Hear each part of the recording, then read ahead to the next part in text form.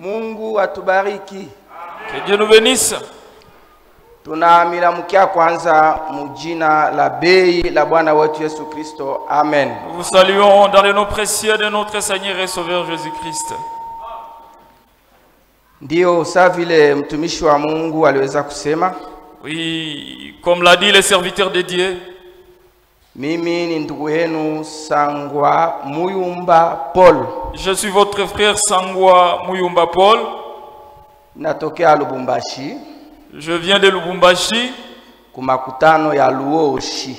De l'assemblée de Luoshi. Na wakati nilikuwa nakuya. Et lorsque je faisais mon chemin, kulikuwa masalamu bandugu na badada balikuwa nasema nimipelekee nayo. Les frères et sœurs m'ont chargé de vous apporter leurs salutations. Bandugu ya kumampala balimiramukia mujina Yesu Kristo. Les frères de Mampala vous ont salué au nom de Jésus-Christ. Luoshi balimiramukia. Les frères de Luoshi vous ont salué. Kamasaka balimiramukia. Les frères et sœurs de Kamasaka vous ont salué. Kinsever balimiramukia. Les frères et sœurs de Kinsever vous ont salué. Likasi balimiramukia. Les frères et sœurs de Likasi vous ont salué. Fungurume. Les frères et sœurs de Fungurume. Kolwezi. De Kolwezi. Kasumbalesa. De Kasumbalesa. Mokambo. De Mokambo. Sakanya. De Sakanya. Balimiramukia mujina Yesu Kristo. Tous vous ont salué au nom de Jésus-Christ. Pia na bandugu ba Kumpweto. Également les frères de Mpweto. Na Moba. Et les frères de Moba. Balimiramukia mujina Yesu Kristo. Vous ont salué au nom de Jésus-Christ. Masalamu ni mingi sana. Les salutations sont nombreuses. Hatutaweza kumaliza hayo. Nous ne saurons pas les épuiser. Juu ingine ishazeeka ni ya zamani sana. Parce qu'il y en a qui ont déjà vieilli. Na bandugu ba Burundi. Et les frères du Burundi. Sibitoke balimiramukia. Sibitoke vous ont salué. Gianga balimiramukia. Vous ont salué de Dianga. Gitaza. De Gitaza. Bujumbura. De Bujumbura. Kayanza. Kayanza. Mubuga. De Mubuga. Butaganzwa. Butaganzwa. Kaboti. De Kaboti. Bwasera. De Bwasera. Muyinga. Karusi. De Muyinga Karusi. Gasera. De Gasera. Sosumo. De Sosumo. Uvira. Uvira. Kamanyola. Kamanyola. Mudaka. Mudaka. Bukavu. Bukavu. Balimiramukia mujina Yesu Kristo. Ils vous ont salué au nom de Jésus-Christ. Ni mingi ingine inabakia mbele. Meni yenu. Nombreuses également sont restés, mais elles vous appartiennent. Juu balikuwa nasema muipeleke na furaha sana. Il me disait de les apporter avec joie. Mungu atubariki. Que Dieu nous bénisse. Ndio. Oui. Leo tutapenda kuongea mbele kidogo. Aujourd'hui nous allons nous entretenir un tout petit peu juu ya kichwa ya neno yenye kusema sur un thème intitulé reconnaître votre jour et son message. Kutambua siku yako na ujumbe wake. Nile tutapenda kusema siku ya leo. C'est sur base de ce thème que nous allons parler ce soir. Na mbele ya kusoma andiko yetu ya ingilio. Et avant de lire notre écriture, l'introduction, nitapenda kuonya mbele bandugu na badada. J'aimerais exhorter les frères et sœurs. Wakati munatuona tunapita mbele yenu. Lorsque vous nous voyez devant vous, haina kusema kama shinjo banatafuta kumiokola. Cela ne signifie pas que nous sommes vos sauveurs. Hapana. Non. Plan ya salut, le plan du salut ya kila mtu, de chacun de nous, iko mumukono ya Mungu. Et entre les mains de Dieu. Mutaanza kuona huyu alipita, huyu anahubiri. Parce que vous allez voir celui-ci est passé, il a prêché. Hapa tunaingia leo tutakuwa na guu ingine. Que nous sommes entrés aujourd'hui, nous aurons notre goût. Non mon frère. Mambo tuko nayo hapa. Ce que nous avons ici, ni ya salut. C'est le problème du salut. C'est seulement le salut. Amen. Sasa kama tuko napita kwenu, alors si nous passons devant vous, haina kusema tutamiokola. C'est pas dire que nous allons vous sauver. Shie, nous, Mungu anatutuma, Dieu nous envoie, ni kuexpliquer tout salut, juste pour expliquer le salut. Sasa mwe na imani mko nayo. Maintenant vous avec votre foi, muichugue mzuri. Prenez ce salut avec joie. Tuko napita kwenu, nous passons devant vous. ni juu ya kuchemusha ile imani yenye kwa ndani mwenu. C'est pour bouillonner la foi qui est en vous. Haina juu ya mambo ingine frère. Et c'est pas pour autre chose. Plan ya wokovu, Le plan du salut, ye Mungu ye mwenyewe eko nayo. seul Dieu en possède. Ya kila mtu. Pour chacun de nous. Sikia mbele fashi moya mwikale tu. Écoutez quelque part. Tusikie mbele kitu kimoja profeta anasema. Écoutez ce que dit le prophète quelque part. Anasema hivi. Il dit ceci. Asema, Il dit, mais vous voyez ce qui se passe dans le monde, se passe de même dans l'église. hivi mko naona biko napitikana mudunia na biko napitikana vile vile mkanisa. Il essaie de bâtir quelque chose. Anapima kutengeneza kitu fulani. Dieu n'a pas besoin de votre aide pour bâtir. Mungu ana lazima ya msaada wenu ili apate kujenga. Pour bâtir son royaume. Ili apate kujitengenezea ufalme wake. Dieu veut seulement que vous prêchez la parole. Mungu yeye anapenda tu mhubiri neno. Il bâtira lui-même l'édifice. Na yeye mwenyewe atajijengea jengo lake. Il est l'architecte. Yeye ndio fundi stadi. Il a le plan tracé ici. Yeye iko na mapu yake shachanja hapa. Sheni kuhubiri tu. Nous n'avons qu'à prêcher. Mambo yenyewe ya wokovu. Au sujet du salut, Mungu yeye mwenyewe alishapanga. Dieu sait là son plan. C'est pourquoi sheni kupita. C'est pourquoi nous avons qu'à passer devant. Tuchemushe imani. Juste pour bouillonner votre foi. Kuichemusha tu. Juste bouillonner cela. Na njoo utabamba bintu vya Mungu. Njoo pale utabibeba vya Mungu. Par là que tu prendras les choses de Dieu. Tutasoma ni lava, je vois que tu es prophète. Nous allons lire la prédication. Naona savilo ko nabii. Et pour susciter cette foi en Christ, Na juu ya kuamsha ile imani ndani ya Kristo. il y a des prédicateurs. Kwa bahubiri. C'est la chose la plus importante aujourd'hui. Leo kile kitu ndio kia lazima sana. Un bon prédicateur envoyé de Dieu. Tumishi wa mzuri mwenye alitumwa na Mungu. Je les apprécie. Mie na wapongeza. Et leur don dépasse tout ce que l'on peut faire dans n'importe quel domaine. Na zawadi yao inapita vyote venye mtu anaweza kufanya izuru mna Être un prédicateur, na kuwa mhubiri, un homme qui sait dispenser correctement la parole de Dieu, ule mtu mwenye anajua kukabula vizuri neno ya Mungu. c'est le plus meilleur don qu'il y a au monde. Ile ndio zawadi mzuri sana yenye iko duniani. Eh bien, Nzuri. le seul moyen par lequel l'homme puisse amener à être guéri, Ile namna moja yenye inasukuma mtu ili apate kupona, c'est vous expliquer cela par la Bible. ni kumifasiria ile kupitia Biblia. De façon tellement parfaite Ile namna kikamilifu que vous pouvez avoir cela. ndio mnaweza kuwa na ile Croire kuamini, cela kuamini ile et accepter votre guérison na kukubali matunzo yako et être guéri. na upate kutunzwa. C'est vrai. Ni kweli. C'est le seul moyen Ndio namna pekee par la prédication. kupitia mahubiri. Kwetu ni kuhubiri tu. Nous n'avons qu'à prêcher. Mwe wenyewe Vous-même, kwa imani yenu par votre foi, mutachukua byenu vyote Mungu vous alimipangia. allez recevoir tout ce que Dieu vous a donné en termes de promesses. C'est pourquoi Paul anaanza kusema C'est pourquoi Paul disait, shena bo bahubiri. nous également prédicateurs, Sasa tuko napita kwenu. lorsque nous passons chez vous, Tunapasha kuwa na tunapasha kuwa na msemeo wenye kuleta maana. nous devons avoir un langage édifiant Ndio tukue faida kwenu. pour que cela puisse vous édifier. Sijui kama mnanisikia mzuri. Je ne sais pas si vous comprenez.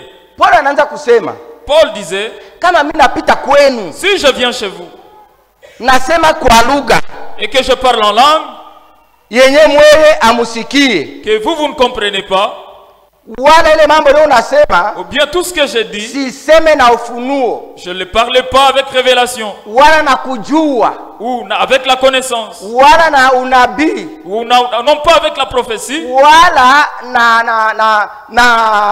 wala mule ndani amuna amo na doctrine. moi à l'intérieur il n'y a pas de doctrine. Nitakuwa na faida gani kwenu? Cela vous servira à quoi? Tusome mbele ile andiko. Lisons un peu cette écriture. Wa Korinto, Le livre de Corinthiens, wa kwanza 1 Corinthiens, sura 14 chapitre 14, mstari wa 6. à son 6e verset. Et maintenant frères, Il sasa ndugu, de de quelle utilité vous serais-je Basi mimi itakuwa na faida gani kwenu si je venais à vous kama nakuja kwenu parlant en langue kisema kwa lugha, et si je ne vous parle pas par révélation na kama si wazungumzi kupitia ufunuo ou par connaissance au kupitia kujua ou ufunuo par prophétie au kupitia unabii ou par doctrine? au kupitia mafundisho msingi, Donc nitakuwa na faida gani? cela vous servira quoi? Mungu atubariki. Que Dieu nous bénisse. Ndio Oui, leo tunapenda kusemea aujourd'hui nous voulons parler juu ya kutambua siku sur un thème intitulé reconnaître son temps, son jour na kujua ujumbe wa siku yako. et le message de ton jour. Tusimame tusome andiko. Lèvons-nous pour lire l'écriture. Jérémie chapitre 8. Yeremia sura ya 8. Tukona soma mu verset 4. Nous allons lire à son 4e verset Tunaisha para mu 7. jusqu'à son 7e.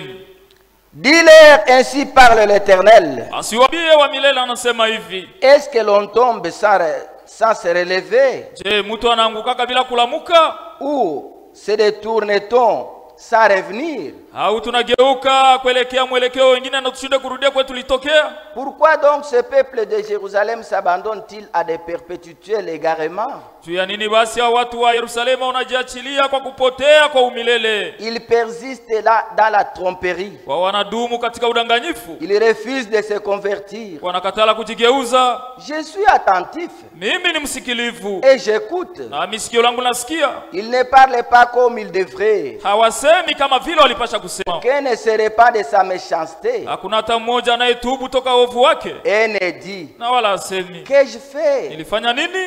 Tous les près de leur course, Wote wanaelekea mwenendo wao ule comme un ule. cheval qui se lance au combat. Sa vile farasi mwanachoka katika vita, mwenye anaingia katika vita.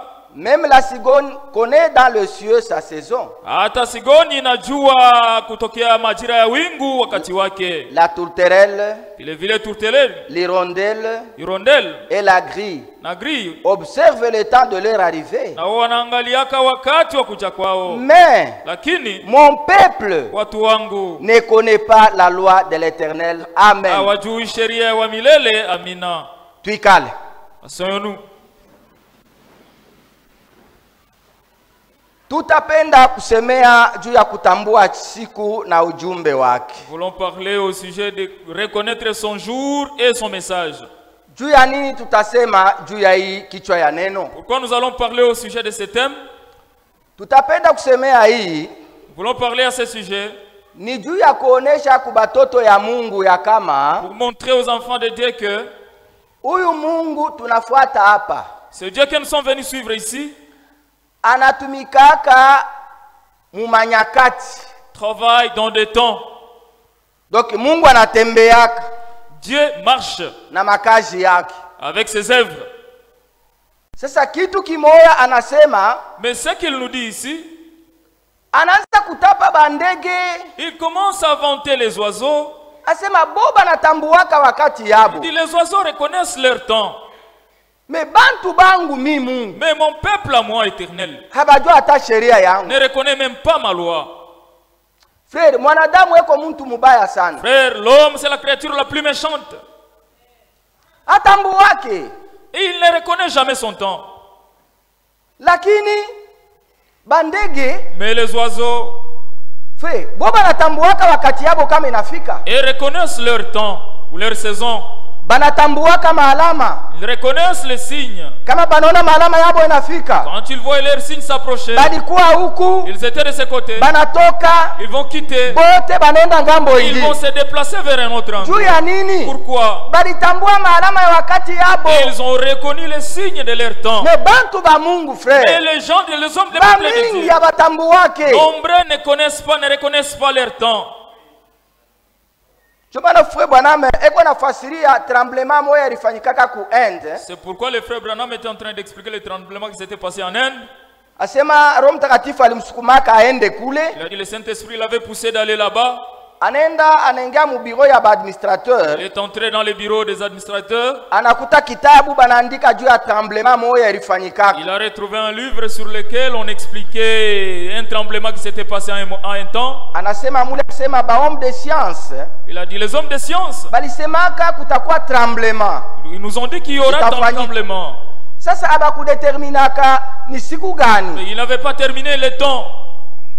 Sasa mule bakatambua kule kulikuwa mpango balifanya ya mamiri ya majiwe. Ils ont reconnu qu'il y avait des clôtures de moellons. Kule yulu kulikuwaka bandege beko naweka machicha yabo kule. Au-dessus il y avait des nids des oiseaux.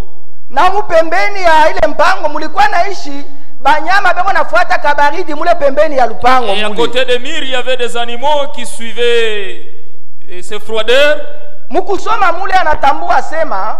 Et en lisant, il a reconnu que 2 jours avant tremblement ifanyike, 2 jours avant que le tremblement ne puisse avoir lieu, balianza kuona bandege balikuwa naishi kule beko naruka banenda mupori. Ils ont vu que les oiseaux qui vivaient sur ces murs se déplaçaient vers la brousse. Bakaona banyama balikuwa naishi mule, les animaux qui vivaient aux alentours na bo banatoka banenda kule mupori, se sont déplacés pour aller en brousse, très loin de là. Asema siku mbili avant, il a dit 2 jours avant, bandege balienda, les oiseaux sont partis, na banyama balikimbia, les animaux sont partis. Na huku banadamu balikuwa balisha kubaonesha sema tremblement itafanyika. Et on avait déjà informé le peuple qu'il y aurait tremblement. Mais malama bakutambua. Mais ils n'ont pas reconnu le signe. Bandege kisha kwenda, après le départ des oiseaux, banaenda, et les animaux, tremblement ikafanyika frère. Le tremblement a eu lieu. Ikaua batu ba mingi sana. Et ça avait tué beaucoup de gens. Lakini nyama na ndege, mais les animaux balikimbia. Ont fui le tremblement. Mwanadamu, frère, l'homme ataweza kuona hata alama ya wakati yake. Il peut voir même le signe de son temps. Ataitumikia. Et il ne peut pas travailler sur ça. Mwanadamu ni mtu mubaya sana. L'homme c'est la créature la plus méchante. Ndio maana tunapenda kalamusha batoto ya Mungu. C'est pourquoi nous voulons avertir le peuple de Dieu. Mukila wakati, dans chaque temps, Mungu anatumaka ujumbe. Dieu envoie le message dans chaque âge. Mukila kizazi, dans chaque âge. Tena ujumbe anatumaka aikalake compliqué hapana. Et le message qu'il a toujours envoyé n'a jamais été compliqué. Atatuma ni parole yenye kuwa révélée. Il va envoyer une parole déjà révélée. Isikomplike muntu. Une parole qui ne pourra pas compliquer un homme. Akisikia, une fois l'entendre, ajitairishe. Et qu'il se prépare. Mungu anasana muntu hapana. Dieu n'est pas un homme. Atakuletea vitu vyepesi. Il te donne les choses faciles. Hii message tuko nayo frère. Le message que nous avons iko révélé. C'est un message révélé. Amuichiki aseko révélé. Vous n'acceptez pas que le message est révélé, frère. Le message est révélé. Ni juu ya nini? Pourquoi? Mungu hawezi kufanya kitu chochote. Dieu ne peut rien faire bila mbele kufunua siri yake kumatumishi yake manabii. Sans pour autant révéler cela à ses serviteurs les prophètes. Yake, frère. C'est ça sa compassion. Tusome mbele Amos. Lisons le livre d'Amos. Tunaenda pole pole. Nous allons lentement. Amos chapitre 3, tusome eko mbele. Amos sura ya 3. Mustari wa 7. Son 7e verset. Inasema hivi. Dit ceci.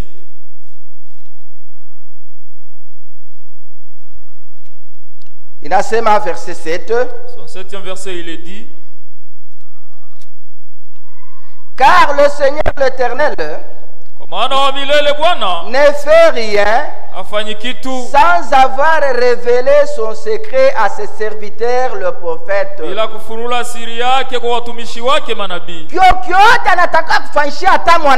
Tout ce qu'il peut faire pour un homme, Mungu anasana muntu. Dieu n'est pas comparable à un homme. Ce que nous faisons lorsqu'un enfant faute, directement on le tape. Prends le fouet et tu le flagelles. Dieu n'est pas ainsi, mon frère. Tu peux l'offenser aujourd'hui. Tu commets le mal. Avant qu'il ne t'engloutisse, avant de te tuer, de t'anéantir, il va t'envoyer le prophète avec une parole facile.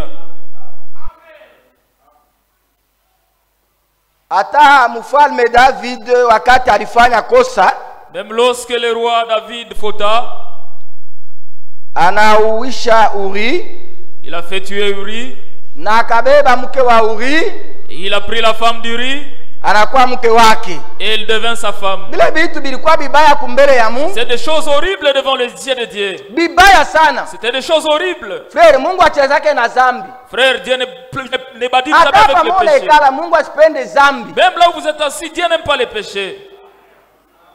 Kilimchukiza sana Mungu. Cela a amené Dieu en colère.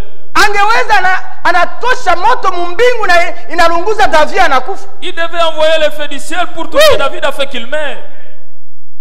Lakini buluma ya Mungu. Mais la compassion de Dieu. Alimtumia mtumishi wa Mungu. Il lui a envoyé son serviteur. Alimtumia prophète Nathan. Il lui a envoyé le prophète Nathan. Mungu anatumikaka. C'est comme ça que Dieu travaille. Nathan sa alikuya. Quand Nathan est arrivé, alifika na parole yenye kuwa révélée. Il est arrivé avec une parole révélée. Ilipasha tu saa atamwambia David. Parce qu'il fallait que lorsqu'il parle à David, yeye mwenyewe apate jibu. Que lui-même ait la réponse. Mungu ana compliqué. Dieu n'est pas compliqué. Nathan sa alifika. Quand Nathan est arrivé, angeweza kumramukia na heshima yote. Il devait lui saluer avec tout honneur. Akamwambia sema Mungu ananituma. Il lui dit Dieu m'a envoyé. Ce que nous allons discuter ici, tu es obligé de nous donner des réponses. Il dit, roi, dans ton pays, ici, s'il y a deux personnes, moya ni tajiri na mangombe ya mingi na makondo ya mingi, riche avec beaucoup de brebis et de vaches. Huyo na kondolo tu moya. Le deuxième n'a qu'une seule brebis. Sasa huyu tajiri, maintenant le riche, anapokea mgeni, a reçu le visiteur. Anaacha kubeba kondoo, il laisse ses brebis ya muzizi yake, de sa bergerie, anakuwa kubeba kondoo, il vient ravir la brebis na kondoo moja tu, de ce pauvre qui n'a qu'une seule brebis. Anafanyisha chakula mgeni wake, et il prépare à manger pour son visiteur. Mfalme, oh roi, maneno sana hii, des choses pareilles, kama binafanyika mwinchi yako, si cela se font dans ton pays, utatoa majibu gani? Tu vas donner quel type de réponse? Frère, ujumbe ilikuwa clair. Le message était clair. Yeye mwenyewe alitosha jibu. Lui-même a donné la réponse. Alisema mtu atafanya vile, disant celui qui fera cela, anastahili kufa. Il mérite la mort. Donc alipasha kufa. Donc David devait mourir. Mais ni buruma ya Mungu. Mais c'est la compassion. Yeye mwenyewe anatosha jibu. C'est lui qui a donné la réponse. Akifanya vile, si Dieu fait ainsi, anastahili afe. Si un homme fait un acte pareil, il mérite la mort. Na mbele ya kumuua, et avant de le tuer, arudishe mbele ile kondolo moja alibeba, arudishe mbele ile. Il doit retourner la brebis qu'il a ravi à ses pauvres et puis on va le tuer. Ujumbe ilikuwa clair. Le message était clair. Yeye akamwambia, aina mtu mwingine. Ni wewe. Quelqu'un d'autre mais c'est toi. Ni wewe benye ulifanya mbele ya Mungu. C'est que tu as fait de kufa wewe. Tu devais mourir toi David. Ujumbe namfikia. Le message lui est arrivé. Alifanya nini? Qu'est-ce qu'il a fait? Alianguka. Il est tombé. Akamulilia Mungu, frère. Il a supplié Dieu. Ata degré gani ya zambi uko nayo, quel que soit le degré de péché que tu as, mambo ni kuitika. Le problème c'est l'accepter, accepter ta situation. Mambo ni kuitika, frère. Le problème c'est accepter votre situation. Asikuzunguluka. Et il n'a pas compris. Alimwambia Bwana, il a dit Seigneur, ni kweli, c'est vrai, niko mubaya, je suis le plus méchant. Ungenilunguza, tu devais me consumer. Aungekuwa na kosa. Tu ne devais pas avoir la faute. Niko mubaya. Mais je suis parce que je suis méchant. Frère, ndugu, hata hapa tuone ikala frère. Même ici nous sommes assis, hapana kufichika zambi. Faut pas cacher les péchés.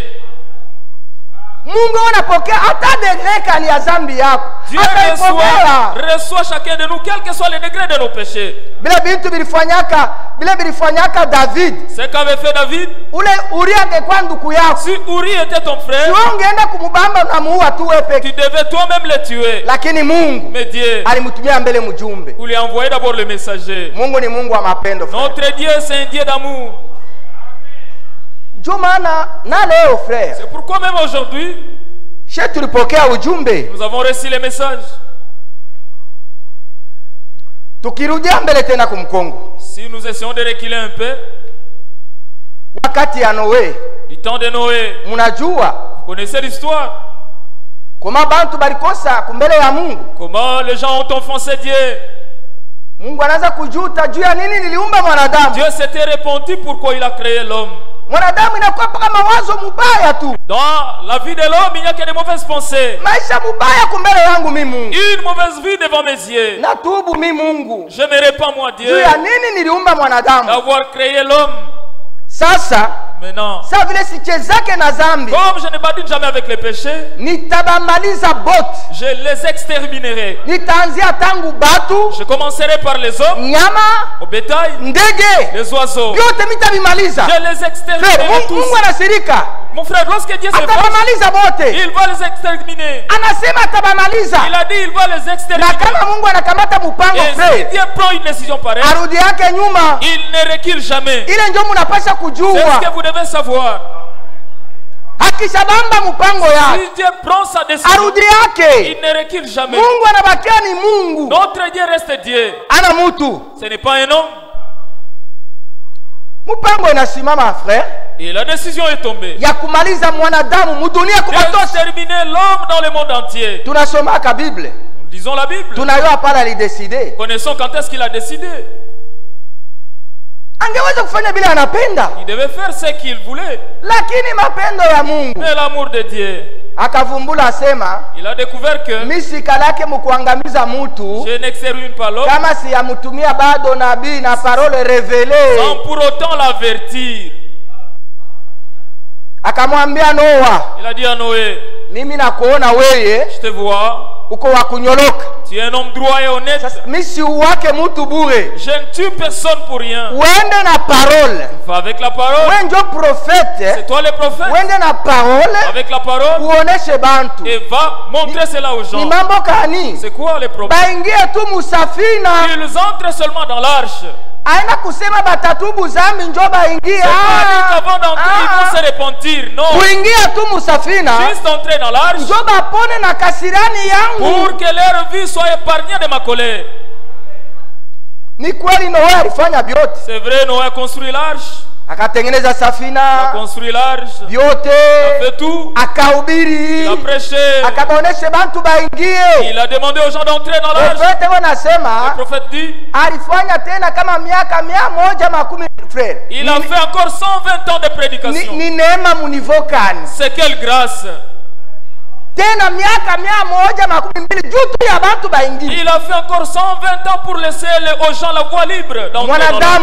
L'homme ni mubaya. C'est la créature la plus méchante. Haiwaka hata buluma ya Mungu. Elle ne reconnaît même pas la compassion de Dieu. Kumaliza Mungu akamwambia bo sasa ingia. Quand il a fini, Dieu lui a demandé d'entrer. Akaingia. Il est entré. Nyama ikaingia. Les animaux également.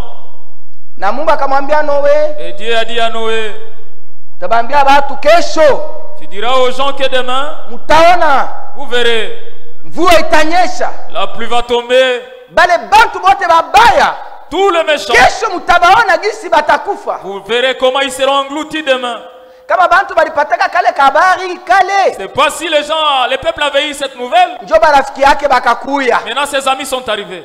Noé alishakuwa ndani. Noé était déjà à l'intérieur. Banakuwa kusimama pembeni ya arche. Ils sont venus rester dans les parages de l'arche. Beko pale. Ils étaient là. Ndio banasema kesho. Parce qu'on a dit que demain, il y aura la pluie. Kama inaanza, lorsque la pluie commence, bila alisema ni kesho. Comme il a dit que c'est demain. Muma 10h ndio mitaingia. 10h je vais entrer. Ndugu. Hata message. Même ce message. Kuba frère ba unajifanya barafiki ya message. Il y a des frères qui se familiarisent au message. Haina bila vitu tulifuata. C'est pas ce que nous sommes venus suivre ici. Barafiki hapana. L'amitié dans les messages n'existe pas. Avec les messages. Mambo ni kubatizwa. Le problème c'est être baptisé. Uzalike mara ya pili. Que tu naisses de nouveau. Upokee Roho Mtakatifu. Que tu reçoives le Saint-Esprit. Ndio twende muenlèvement. Pour que nous puissions participer à l'enlèvement. Juko bantu bengine hapa sema mimi niko barafiki abale ba frère ba mu message. Parce qu'il y en a qui sont ici qui disent que je suis l'ami de ces frères. Il n'y a pas l'amitié. Kulamuka busubuhi. Quand il est arrivé le matin, Noé, kufika 10h 11h, autour de 10h 11h, vula inako. Il n'y avait pas de pluie.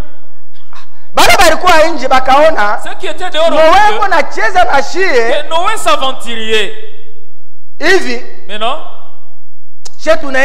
nous nous rentrons. Ils sont partis. 2 jours, 3 jours. Les enfants aussi sont réveillés. Ils ont dit papa. Toi tu as dit que demain. Mais aujourd'hui on n'a pas vu la pluie. Qu'est-ce qui se passe papa? Noé leur avait dit. Mes enfants. On ne pas dire jamais avec Dieu. Quand Dieu dit quelque chose, il l'accomplira certainement. Taisez-vous, vous verrez. La femme aussi s'est levée. Les femmes aussi c'est un problème, un autre problème. Chérie, ça sont des choses honteuses. Une grande personne comme toi tu parles. Moi je ne supporte plus. Moi j'aimerais sortir. Noé lui a regardé avec les yeux d'un homme. Oui, les yeux d'un homme. Il lui a dit, chérie, badinons dans d'autres choses. Mais on ne blague jamais avec les affaires de Dieu. Si Dieu dit quelque chose, il l'accomplira. Même si c'est la date, il l'accomplira car il est Dieu. La femme aussi s'est mise de son côté. Et elle s'est assujettie à la foi de son mari. Et tu seras sauvé là même. Le jour est arrivé. Maintenant le 6e jour. Les hommes de science sont venus avec les appareils, frère, les affaires de blanc, et font étonner les autres. Vous penserez que c'est la vérité alors que c'est faux. Ils sont arrivés avec leurs histoires, ils ont ouvert. Et cela a montré le ciel. Il n'y avait rien de plus. Ils ont dit à Noé, toi tu es un fou. Comment tu vas demander aux gens d'entrer là-bas alors qu'il n'y a pas de pluie? Noé leur avait dit, votre science n'arrêtera jamais Dieu. La pluie tombera, vous verrez. Frère, arrivé le matin au 7e jour, Dieu, Dieu mon frère que nous adorons. Il y avait des nuages au ciel. Frère, il y avait les ténèbres. Le vent soufflait. Il y avait des éclats. Tous ceux qui étaient partis, ils ont vu ce mouvement. Ils ont commencé à courir vers l'arche.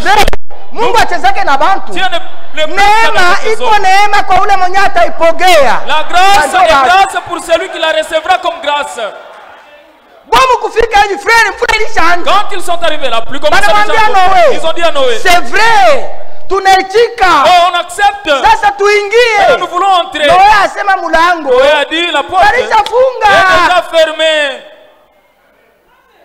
Je ne connais même pas celui qui a fermé. L'arbre là pour non, ici il n'y a pas question d'amitié. 122 ans. Vous n'êtes pas entré. Aujourd'hui vous voulez entrer. Hommes de science convaincus. Les hommes de science étaient convaincus.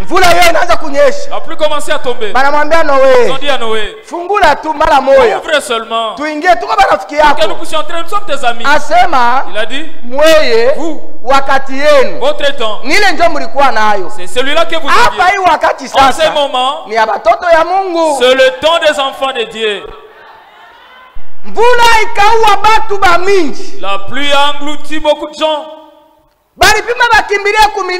Ils voulaient courir vers les montagnes. L'eau les a suivis. Ils sont montés sur les arbres. L'eau les a engloutis. L'instrument ou la l'arche de Noé qui était dans la volonté de Dieu. C'est là où les gens avaient eu la vie sauve. Pourquoi beaucoup de gens étaient morts? Écoutez mes frères. Et ces choses mon frère. Nous verrons à beaucoup de frères et de sœurs qui sont dans les messages.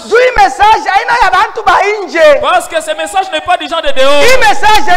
Ce message mon frère n'a pas à faire avec les païens. N'a pas à faire avec les religieux. Non mon frère. Ça ce sont nos affaires. Voilà un message. Où ce message? N'est pas venu préparer une vierge folle, c'est faux. Tu as menti mon frère. Ici on vous prépare pour aller au ciel. C'est pour aller au ciel. Écoutez. Comment ces gens étaient morts? Reconnaître votre jour et ce message. Ils étaient morts pourquoi? Premièrement, ils n'avaient pas reconnu les prophètes de leur temps. Deuxièmement, ils n'avaient pas reconnu le message de leur temps. Et troisièmement, ils n'avaient pas reconnu les jours dans lesquels ils vivaient. Quatrièmement, ils ne reconnaissaient pas les signes de leur temps. Écoutez. La raison pour laquelle les gens de l'époque de Noé ne sont pas entrés dans l'arche,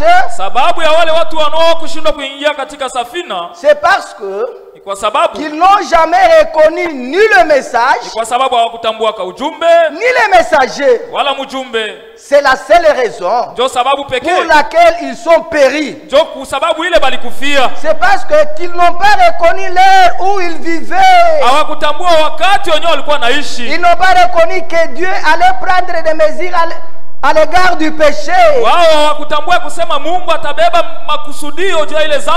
Comme il avait promis, il allait exterminer l'homme de la face de la terre. Il l'avait prophétisé. Il était sérieux. Et il est sérieux aujourd'hui. Tout autant qu'à l'époque. Frère, même aujourd'hui Dieu est sérieux. Que tu te lasses avec ces messages. Dieu est sérieux dans ses affaires. Que tu aies ta connaissance plus que celle de Dieu. Mais Dieu est sérieux avec ses affaires. Si tu es beaucoup, tu es un érudit, tu fais tes propres calculs. Mais Dieu se tient sur sa parole. Écoutez. Mais les gens, au lieu d'être bienveillants envers Noé, ils les prenaient pour une espèce de barbare. Ils ne le croyaient pas qu'il était prophète. Vous savez, Jésus lui-même nous a dit que les gens s'étaient manqués à l'époque de Noé. Ils avaient ri de lui. Il avait traité de fanatique. Et quoi encore? Ils n'ont pas reconnu l'heure. Ils n'ont pas reconnu les jours. Ils n'ont pas reconnu les signes. Ils n'ont pas reconnu le message. Ils n'ont pas reconnu le messager. Mais ils l'ont expulsé du milieu d'eux. Ils l'ont expulsé du milieu d'eux. Ils se sont moqués de lui. Jésus a dit, ce qui est arrivé au jour de Noé, même aujourd'hui, cela arrivera. Que Dieu nous bénisse. Ce message que nous avons reçu, que Dieu a envoyé, avec le frère William Mario Branham, c'est un message véritable. Dans le message, il n'y a aucun mensonge. Il n'y a aucun mensonge, mon frère. C'est une parole révélée à notre temps. Que Dieu nous bénisse. C'est une parole restituée à notre temps. C'est pourquoi, mon frère, ma soeur, refuser de travailler ou de vivre ce message, tu les refuses, tu tournes les doigts à ce message et tu te tires avec ces messages. Mon frère, ce que tu reçois, c'est quoi? Tu as dépassé la ligne de démarcation. Ce message, parce que Dieu ne travaille pas avec une lumière déjà passée. La lumière passée, elle est déjà partie. En notre temps, ils nous ont donné le message. Si tu refuses ce message, mon frère, ma soeur, ce que tu recevras, là tu dépasses la ligne de démarcation. Lisons un peu. Écoutez. Aujourd'hui, cette écriture est accomplie. Par contre, si vous tournez les dos au message et que vous refusez de l'écouter, remarquez, on vous perce l'oreille avec un poinçon. Autrement dit, vous avez franchi la ligne qui sépare la grâce et le jugement.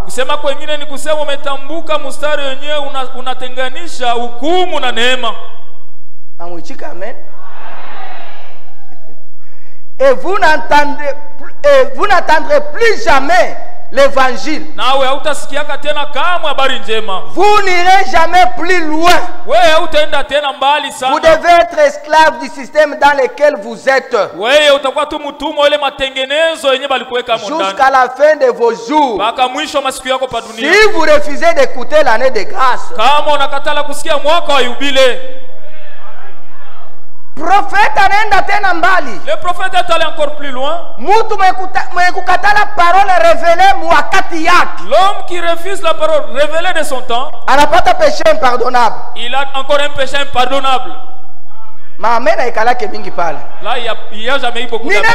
C'est la parole de Dieu, mon frère. Refuser le message de ton temps, là tu reçois le péché impardonnable. Parce que tu as refusé le pardon de Dieu. Écoutez. Et maintenant, 123, le péché impardonnable. Le péché dans sa forme initiale, c'est le rejet de la parole de Dieu révélée.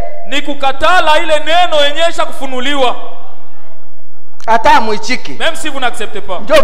C'est comme ça que sont les choses. Le péché dans sa forme initiale, c'est le rejet de la parole de Dieu révélée. C'est que Dieu, plutôt, la volonté de Dieu, lorsque Dieu révèle quelque chose comme sa volonté, refuser cela, c'est blasphème. Ou rejeter Dieu.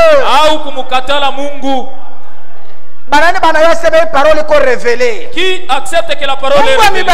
Que Dieu vous bénisse. Oh message, oh c'est quoi mon frère? Si tu n'as pas encore entendu, si tu n'as pas encore compris, tais-toi. 135. Nous allons nous arrêter bientôt. Paragraphe 134. Suivons. Le message, le péché impardonnable. Si vous connaissez ce qui est la vérité de l'évangile, et qu'elle vous soit exposée, et que Dieu vous le révèle, Njobio. C'est ça la vérité. Si Njobio. Et c'est ça la vérité. Amen. Mina. Et vous savez que c'est la vérité. Mais que juste pour satisfaire une certaine assemblée. Sami mubiri hivi. Comme moi prédicateur. Kuacha bila mimi naamini. Abandonner ce que je crois. Juni fresh tu makutano fulani. Pour plaire à une assemblée. Frère. Ndugu. Kufanya vile wewe mhubiri. Faire. Unaivya mambo na Mungu. Prédicateur, tu as provoqué Dieu. Ubiri tu asema Branham ni Mungu. Basi unapita unaenda. Mungu yako frère. Non mon frère. Unaivya mambo na Mungu. Là, tu commences une affaire avec Dieu. Tu auras affaire avec Dieu. Juste pour satisfaire une certaine assemblée. Ou un certain petit prédicateur. Ou pour être populaire. Vous crochez à de certaines choses auxquelles vous tenez au lieu de prendre la parole de Dieu. Paul a dit. C'est lui qui pêche ou qui refuse de croire volontairement après avoir reçu la connaissance de la vérité.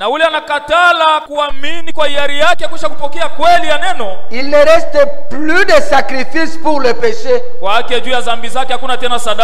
Voilà votre péché impardonnable. C'est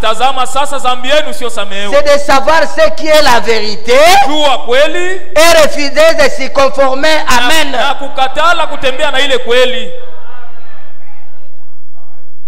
Mungu atubariki. Que Dieu nous bénisse. Tutaongeza. Nous allons ajouter. Bingali vya mingi. Il y en a encore autant. Bwana Mungu atubariki sana. Seigneur Dieu nous bénisse. Tunaweza kusimama. Nous pouvons nous lever. Mungu ni yule. Dieu est le même.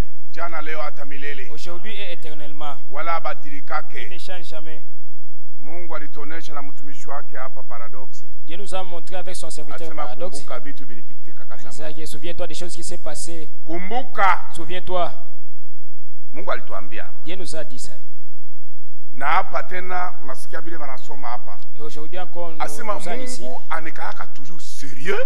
On disait que Dieu est sérieux. Tangia zamani. Depuis longtemps. Na hapa sasa. Et des moments. Eko sérieux. Il est encore sérieux. Nazali mulisikia balisoma. Et vous avez écouté lorsqu'on a lu ici. Eko sérieux Mungu. Dieu est sérieux. Usiwazie ni miza. Ne pensez pas que c'est de l'amusement. Mambo yote ilikuwa napitika zamani. Toutes les choses qui s'est passé. Yesu alisema bien. Dieu a dit bien. Bile bilipitika na wakati wa Noé. Ce qui s'est passé au temps de Noé. Bitapita vile. Va se faire de la même manière. Donc ni bitu inafaa kukamata bitu aussi. Donc ce sont des choses que vous devez tenir avec la sérieuxité. Yesu Kristo yuko nakuya. Jésus-Christ revient. Tusikie kulia sawa wale wengine. Que nous ne plairons pas comme les autres. Na kumpendeza Yesu Kristo. Et plaire à Jésus. Ni kuishi maneno yake. C'est vivre ses paroles. Unasikia hii neno wanatoka mkusoma hapa ya mwisho. Vous venez d'écouter la parole qu'on vient de nous lire. Kama unayua ukweli. Si tu connais la vérité. Na unaikatala. Et tu refuses la vérité. Ujikonforme na ile ukweli. Tu refuses de se conformer dans cette vérité. Ni péché impardonnable. Ça c'est le péché impardonnable. Ulijisikia? Tu as écouté toi. Banasoma. On vient de nous lire ici. Donc kutii Mungu ni kitu kia lazima ndugu. Donc obéir Dieu c'est une chose très importante. Kila mtu ataomba Mungu. Chacun de nous va prier Dieu. Kufuatana na vile alisikia. Selon de manière qu'il a écouté. Tuombe Mungu sisi wote. Prions Dieu tous ensemble. Ancien Robert wa makutano yetu ya Moba atakaye kutuombea juu ya kufunga mkutano.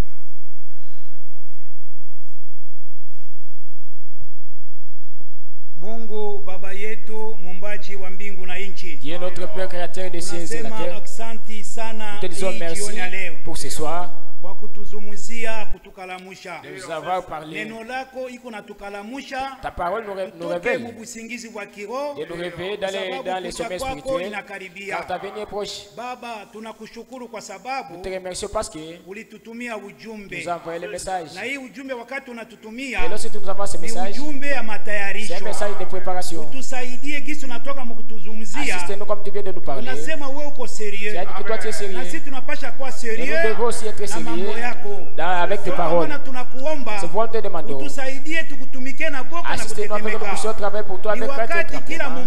C'est le moment où tout est chacun de nous doit veiller sur sa vie. Nous tu as dit de veiller. Que chacun veille sur sa vie. Regardez s'il est prêt ou bien non. Parce qu'à travers ces messages ici, que nous serons enlevés.